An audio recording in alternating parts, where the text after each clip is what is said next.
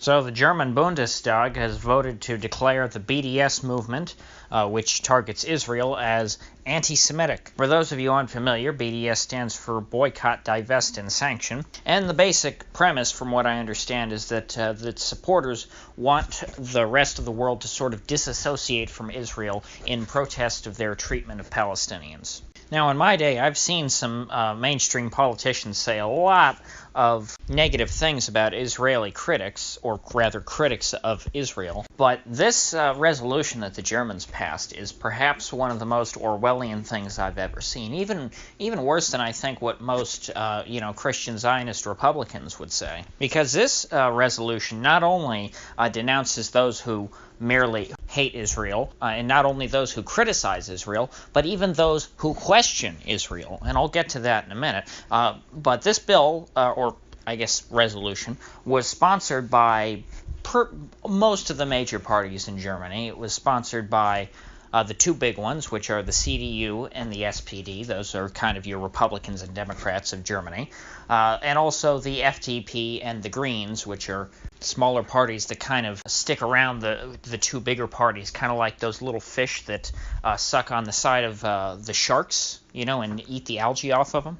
And so it's not surprising that those four parties would be very pro-Israel, since, pretty much all Western establishment parties tend to have close ties to Israel. But even the two anti-establishment parties in Germany are perhaps even more pro-Israel, depending on how you look at it. Now, the far-left party is called the Left, and they seem to be somewhat in support of this. However, they had a minor distinction in saying that perhaps BDS itself was not inherently anti-Semitic, but only that there were certain elements within the movement that were anti-Semitic, which is probably a position I agree with, actually. Because whenever you have anything to do with Jewish people, you're always going to attract a few anti-Semites just because you're opposing people who happen to be Jewish. Now, the AfD, however, which is considered to be the anti-establishment far-right party, they went much further than the CDU and the SPD and the Left. They went way further on the pro-Israel spectrum than the establishment parties, in saying that the very idea that someone would boycott Israel should be outlawed in Germany. It seems to me that the AfD's argument was that this non-binding resolution that was passed by the German Bundestag, which I will get to in a minute, and has a lot of meat to it, instead of being a non-binding resolution that just expresses the sentiments of German members of parliament, it should rather be a law that dictates how Germans must act. So let's go point by point on what's in the resolution. So the first point is that the German parliament opposes those who defame Jewish identity. Well, that seems like a pretty textbook definition of anti-Semitism. You're defaming Judaism and, people who are Jews. That seems pretty unobjectionable to me, that the Bundestag would condemn that. However, every line and point after that seems pretty ridiculous to me. The next one, for example, says that they condemn those who question Israel's right to exist. Now, whenever you're saying that you oppose somebody questioning something, you're normally in Orwellian territory by that point, because a question is value-free.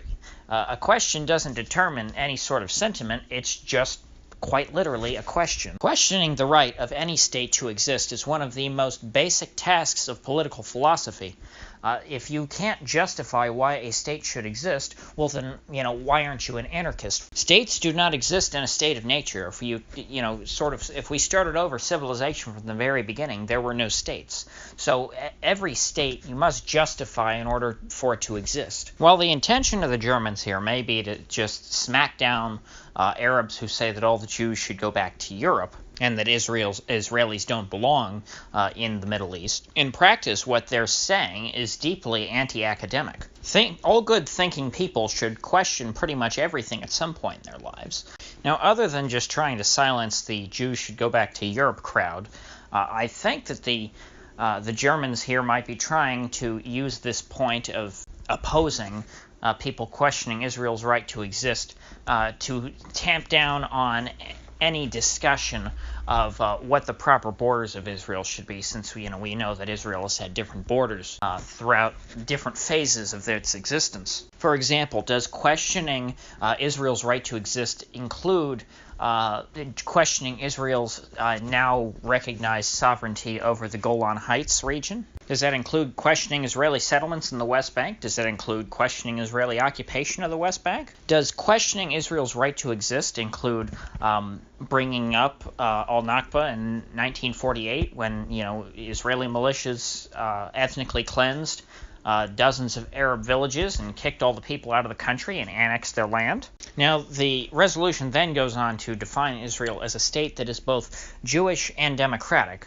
a phrase that I find difficulty with, considering that not only is there a substantial proportion of the population that occupies the territory controlled by the state of Israel, which is not Jewish, but also a good chunk of the population cannot vote because those who live in Gaza and the West Bank are not considered Israeli citizens, but they live within Israeli borders in the sense that Israel controls that territory, but they have no right to vote. Yes, Arab Israeli citizens who live in different parts of the country, they do have a right to vote on what happens in the West Bank and Gaza, but it's difficult to call that fully democratic. So this is juicy. So the next line is they oppose those who question, again, using that word question, Israel's, quote, right to defend itself. Now this, I'm sure they will stretch to mean anyone who criticizes any sort of military operation conducted by the IDF anywhere in the world, I guess. And it certainly would include criticism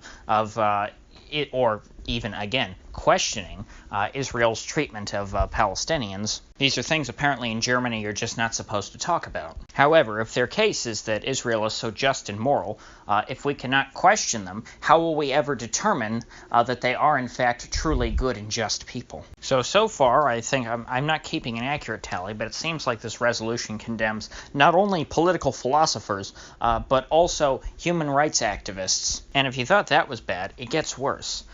Because this resolution decides to also say that those who, speaking specifically about the BDS people now, those who would boycott Israel are just like the Nazis, proving yet again that Godwin's law is universal. Now, specifically, I guess the BDS people, and again, I'm not affiliated with these folks, so I don't know what they do, but apparently they slap stickers on Israeli-made products in grocery stores that says, like, hey, this is made in Israel, so if you don't like Israel, you shouldn't buy this. Apparently, the Germans say that this is just like what the Nazis used to do when they would tell people not to shop at Jewish stores. And if by just like the Nazis you mean that these people also don't want to buy goods from certain people because of political disagreements, well, then you'd be correct. But on everything else, you'd be wrong, because the motivation is completely differently. The Nazis didn't want people to buy goods at Jewish-owned stores because they thought that Jews were subversive and were going to undermine, the Reich or something. And also the idea was that if the Nazis didn't want you shopping at Jewish-owned stores, the idea was that you would shop at good, non-Jewish German stores, meaning they affirmatively wanted you to shop at the other people's stores and empower the Volk or whatever nonsense they believed in. Now, the BDS folks have a very different reason for wanting to boycott the Israelis, which again is a different group from the Jews. Perhaps the German government doesn't realize this, but there is a difference between German Jews and Israeli Jews. The difference being that Israelis have an elected government who many people around the world find to be quite objectionable based on their actions that they take against their own people. So therefore, in this instance, by boycotting Israeli-made products, they are trying to protest the actions of a government. It's clearly very different from boycotting Jewish German-owned stores because you thought that, Jews were subversive or something. Now, as you might have already figured out,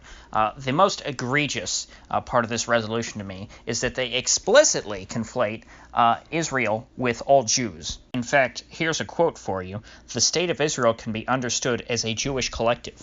That, I think, is a downright evil statement that actually promotes anti-Semitism. By conflating all Jews with the state of Israel itself, meaning the government, you make people around the world who have absolutely no influence over what people like Benjamin Netanyahu do accountable for his actions and the actions of his government. What you're telling people when you say that the state of Israel is a Jewish collective is that when an IDF soldier kills somebody in the West Bank, his family would be just as justified taking out their rage on say, a Jew living in Berlin who's never been to Israel in their life, as they would be taking out their rage on Netanyahu himself or the IDF soldier himself. By labeling Israel a global Jewish collective, not only are you assigning an equal responsibility to all Jews around the world for the actions of the State of Israel, but you're also promoting the theory of a Jewish conspiracy to rule the world. Because you're saying essentially that Jews are one big collective and that they are kind of like the Borg, that they're all working together, and that Israel is really kind of their mothership. I mean, this is the kind of stuff you'd read on Stormfront, you would think, not in a pro-Israeli resolution passed by the German Bundestag. Pretty ironic considering that the intention of this line clearly was to try and conflate any criticism of Israel with hatred for all Jews. In trying to silence criticism of Israel by labeling it all anti-Semitism, the Bundestag itself engaged in an act of virulent anti-Semitism. Well, I think I've rambled too long, so I think I'll cut it off here. If you gained anything of value out of this video, I'd appreciate you clicking that like button and subscribing. And if you do subscribe, make sure you click the bell, because I do upload every day, and I'd hate to have you miss one. So I'll see you folks back here tomorrow.